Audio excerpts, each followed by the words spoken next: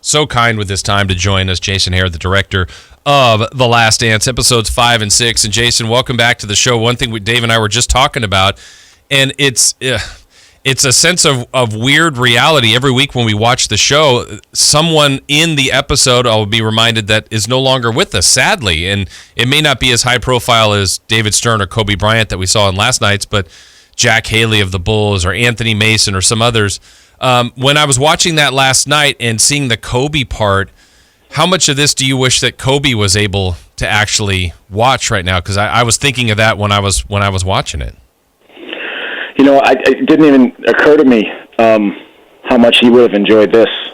But clearly, I mean, he and Michael are kindred spirits, so I think he would have gotten a real kick out of watching this. I mean, he revered this guy, and it came across last night. And I'm such a cynic. I've been in this business like you guys for a long time, and I remember doing the interview and thinking, like, okay, he said that he's his big brother, and that's great. It's a nice soundbite. I wonder if they're really that tight away from the cameras, though. And then you saw Michael's emotion when he spoke at that memorial service, and it's true. So I had not seen that for a while until last night, because we've been working so hard on the final episodes that we locked 5. I mean, it feels like 100 years ago, but it was probably a month or two ago that we locked that.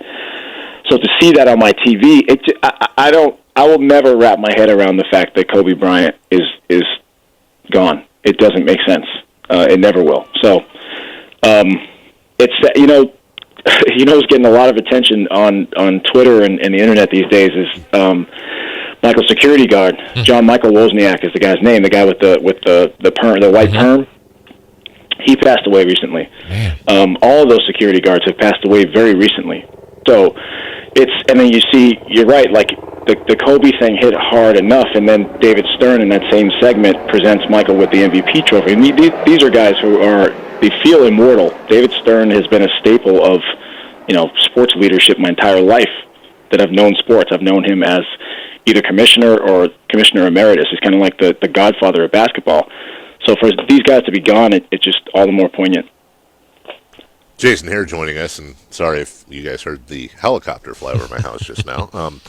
That Jason Ross asked, of course, a very poignant, very important question. So, of course, I'll be the goofball. Couple things. Number one, people don't realize this. Jason actually scheduled walking his dog around this interview, and I appreciate that, Jason. So do our listeners. Weeks ago, Ozzy and I agreed that I would take him out on a walk before I went on KHTK. I don't think he understood what I was talking about, but I put that time aside for him because it's special for both of us. Secondly, I think you're on your home phone, so I hope you have your cell phone in your hand. I tweeted out, Jason does not like the picture we use to promote his appearances. Jason, it looks like I'm being punched. It looks like I'm in the middle of taking a right cross from Mike Tyson. So I posted for you. I found a picture that I think you will like more, and I put that online. So when you get a chance, is it part of the underwear spread that we talked about last week? It's close. I tweeted out the one, and then I just texted you. I don't think I'm going to tweet this. Wow, that's flattering. And then you probably just got it. I texted you the second place one. Yeah, that I was. I got the text. That's really nice of you. Gotcha. Yeah, that was nice of me. Jason, one thing I have been wondering in watching all this is, I try to get into your brain, as I think a lot of people do, and what you guys were thinking, like, well, why was this here? Why was that there? I think a lot of us really appreciate the art you're putting into this, and I don't know if it's just a natural part of telling the story, or if you were consciously doing this the whole time, but I've noticed that you've picked and chosen where you've talked about or put in James Jordan, Michael's dad. And we're about to get to the point right now where it seems like we're at the point of the movie where the stardom part, we're seeing the other side of it and the toll that it takes on Michael. Last night we saw James kind of step forward and address the media, say, you're hurting my son, this, that, that. were you conscious the whole time of, I need for the audience that doesn't know Michael Jordan like the back of his hand, I need them to really be emotionally invested so that they can truly understand how much of a foundational piece Michael is about to lose here? Yes. Okay. Absolutely. And James, Michael gets his charisma from somewhere. It's in his DNA, and James and Dolores are very charismatic people. Dolores, it's like speaking to an oracle or something. She's just an incredible person. And I'm sure that James probably was like that himself. I wish I could have gotten to know him and sit down with him and talk to him about this as well. But we definitely wanted to, a lot of people know that Michael's dad passed away, and a lot of people know the circumstances under which he died. But we wanted to make it clear throughout the series and have James have a consistent presence in the series to show how present he was in Michael's life. I mean, he started out as a driving force in Michael's competitive roots. Michael, the reason why Michael competed so hard against his brother Larry was to get his dad's attention. He wanted his dad's approval so much. And I really feel like that was a foundational moment for him when his dad said, you'll never amount to anything, go back inside with the women. Michael has been proving his dad wrong his entire life from there on out. I really feel like that was a switch was flipped that never got unflipped. But he was there, in the locker room with Michael after the Lakers series. He as you saw last night, he stepped forward and spoke with him. They really, I don't think they had an adversarial relationship when Michael was younger, but I don't think that they were as close when he was younger as they became when he was an adult. And then you'll see that when James passes away, he really leans on those security guards that you see in that 97, 98 footage.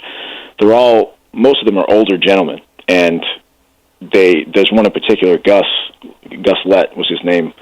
He's the Brigadier General Sniff, as John Ligmanowski called him a couple episodes ago.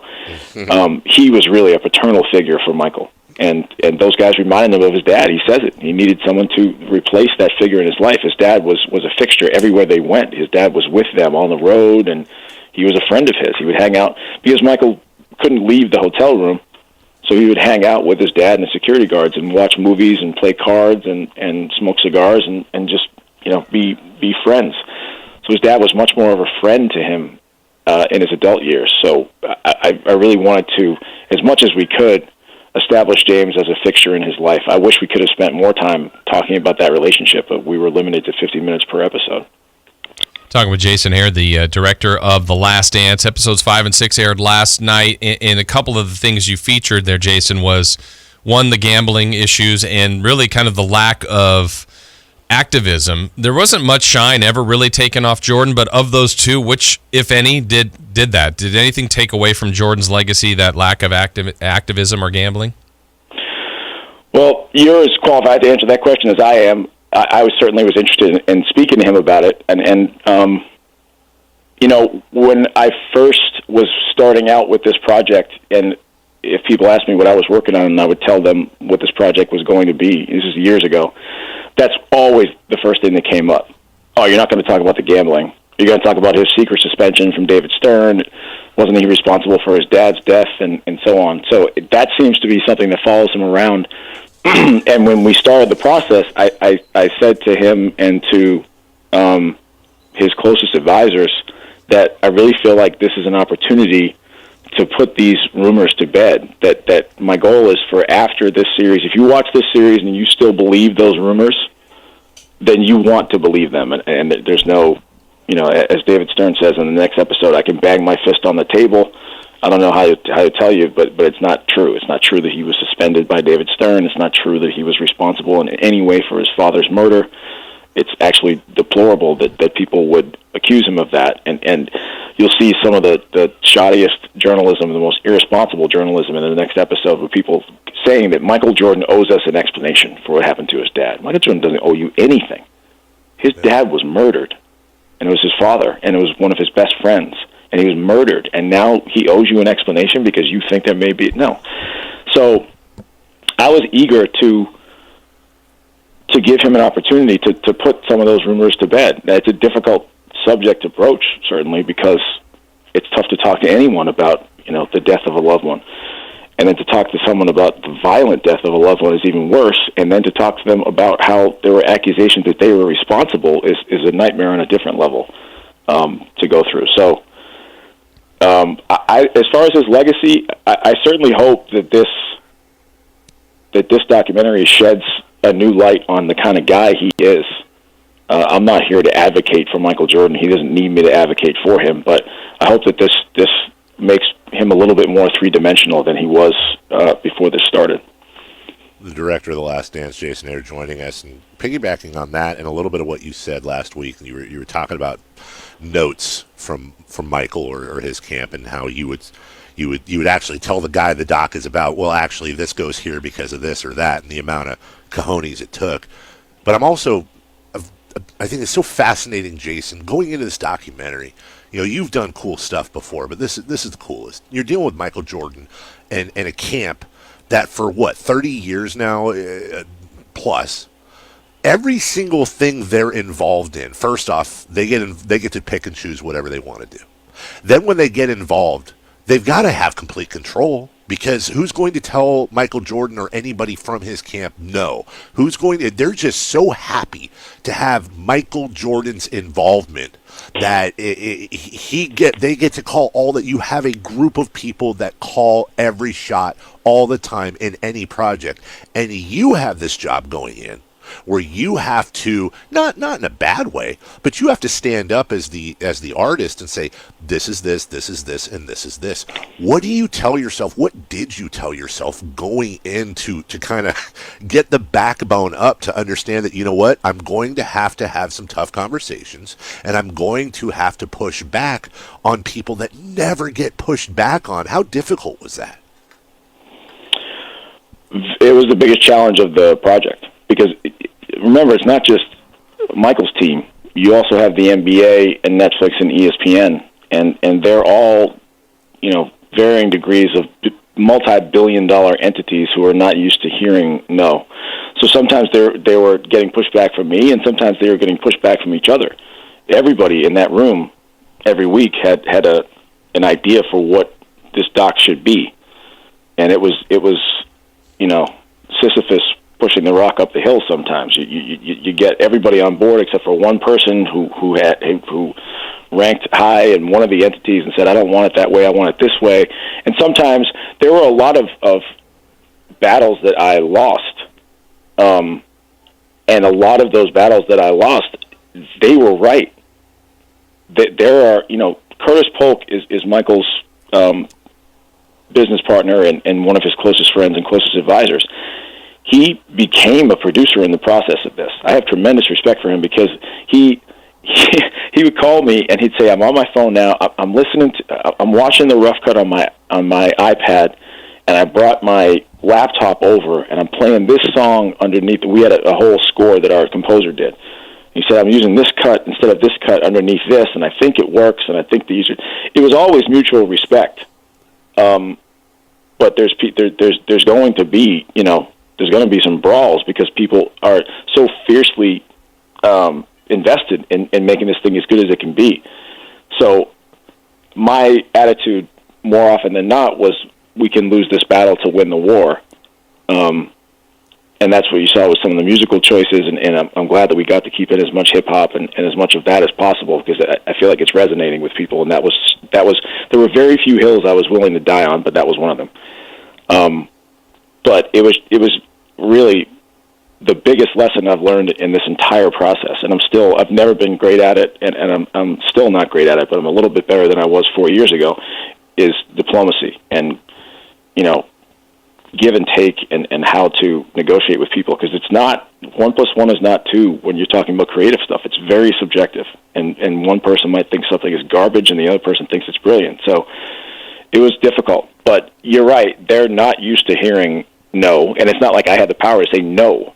They could just say, okay, well, we're not doing this, because at the end of the day, Michael had control, if he wanted to wield that, over everything, because the deal he made with Adam Silver 22 years ago, was that this does not see the light of day without my approval.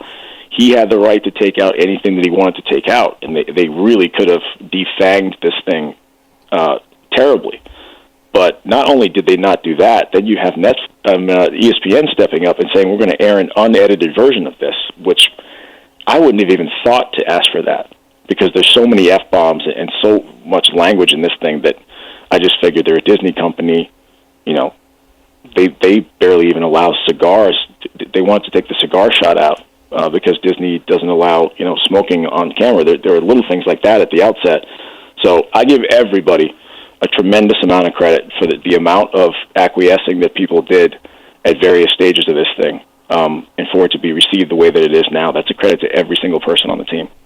Jason, were all the interview subjects, I mean, they obviously knew what lane you wanted to go down, but were they all willing, accepting, talkative? How much fun was that process of sitting down with everybody and trying to get as much out of them as you could? That's always the best part of the process. It's just, you have to be fascinated by the human condition and whether people are famous or not, what's going through their head, what makes them tick, what they were thinking, why they made the decisions they made. So to pick apart their brains for a little bit and to ask questions that I wanted to ask not only as a 43-year-old filmmaker, but as a 10-year-old fan. I always wanted to ask Isaiah Thomas about the walk-off. I always wanted to ask him about Kevin McHale coming up and shaking his hand. That's why you see him shaking his head. Because I said, no, but Kevin McHale came up and shook your hand. Why couldn't you do that for the Bulls? And that's him shaking his head at me, saying, no. That's not how it happened. I do give enormous credit to Isaiah and a lot of other people who pulled me aside before we sat down. I remember Isaiah came into the room that day, and I'd never met him before. He came into the room and said, are you the one doing the interview? I said, yes. He said, are you the one who's making decisions on how this comes out? I said, yes. And he said, what kind of research have you done? So I had to just quickly give him a rundown of the syllabus that I had created for myself at the outset of this thing. Books on books on books. And then I told him, I've been an NBA fanatic since I was a little kid. I know the stories up and down. It's safe with me. You can be comfortable. And Phil Jackson was the same way. There's definitely people who wanted to be sure that their integrity and the integrity of the story would be protected if they were going to sit down and open themselves up like this. Well, let's talk to little kid Jason. Bill Clinton, Barack Obama, David Stern, Adam Silver, all the athletes. My guess, I want to see if I can get this right. If there was the one that tingled your whatever's the most, that you were the most nervous or whatever the word you want to use for, was it Larry Bird? Surreal. as a Boston kid. Right. I was nervous like a kid for that. I mean, you lock in once the camera's rolling. You don't have a choice because it's urgent and the pressure is on, and you have to get this interview. Larry doesn't sit for interviews that often, and so Magic had told me after we interviewed him that he was going to call Larry and make him do it. He said, like, if I'm going to do this, and he has to do it. So we got him. That was in his office in Indianapolis at the Pacers facility. And as we were sitting in, I figured I should tell him I'm from Boston. I'm sure he gets this every time he goes to get a cup of coffee. Someone's grabbing him and saying, hey, I'm a Celtics fan or something. So I figured he would just kind of blow it off. And he asked me, where are you from? And I said, Boston. He said, oh, really? He lit up. I couldn't believe it. It was like he actually was happy to hear that I said, yeah, I grew up a Celtics fan, man. He said, where from? I said, Newton. And he lives in Brookline, which is right over it's the next town over from us. And he said, oh, yeah, Newton, I used to go over. He was naming these restaurants that he used to go to, and it was like, oh, my God, I can't believe I'm sitting here having this conversation with this guy. His poster was on my wall next to Michael's when I was a kid, and now I'm interviewing him about the dude whose poster was next to his. And we finished the interview, and so I said, thanks for your time. I appreciate it. And that huge, gnarly hand of his with all his fingers bent all over the place. I shook his hand. And I stood up and just kind of walked over to the corner of the room to pretend I was shuffling papers, just pretending I was busy with something. But I'm just sitting there with my heart pounding. And it was like the Mean Joe Green Coke commercial. When he turns around to the kid, he's walking out of his office, and he turns back around. He said, so how often do you get back to Newton? I turned 8 years old at that point. I go all the time.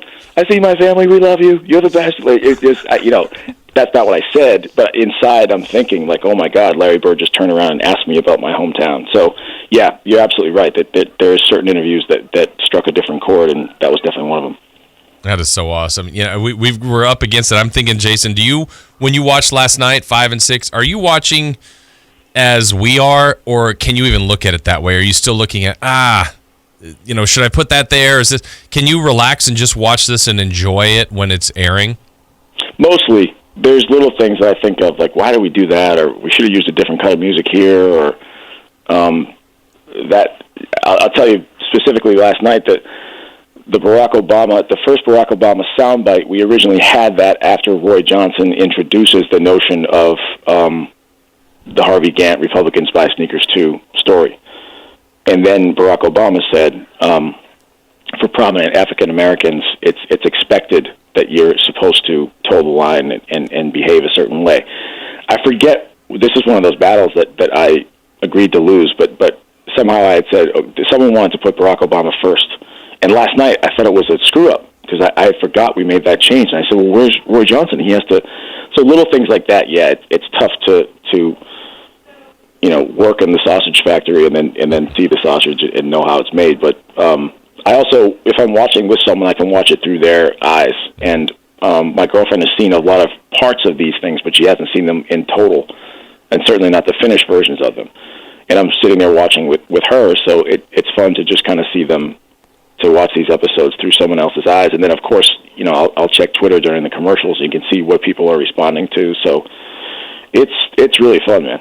Yeah, well, 2 more masterpieces. I mean, just amazing. We always look forward to it each and every week. Jason, thank you so much. We look forward to 7 and 8 and talking to you next week. Hold on. Before he goes, shout out Joseph, Mary, Newton, Mass. Newton. Love you guys. Got to shout out the parents. They're listening. Of course, they're at home being good citizens right now, and you have 2 loyal KHTK listeners 3,000 miles away every week. That's awesome. Thank you, Jason. All right, guys.